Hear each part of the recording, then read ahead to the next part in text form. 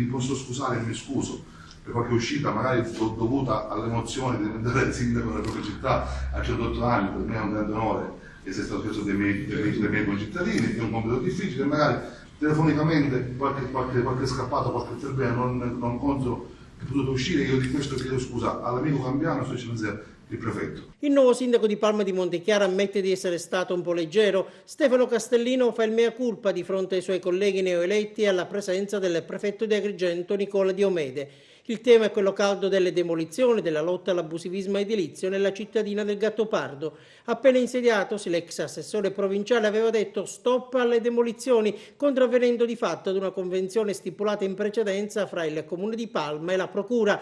E proprio dal procuratore patronaggio Castellino era stato convocato prima dell'incontro in prefettura e così subito rassicura il prefetto. Se ci sarà il processo, ho detto al procuratore poco fa, che mi scuso per il ritardo, che noi saremo parte civile, perché dobbiamo ridare dignità a una città, però noi dobbiamo avere il tempo di ricoprire e di portare avanti il ruolo per il quale il popolo ci ha delegato. La preghiera che io vi faccio: non dimenticate Palma. Palma ha bisogno della presenza forte dello Stato in tutte le sue manifestazioni. La Sua Eccellenza il prefetto, al signor procuratore, alla regione, allo Stato centrale.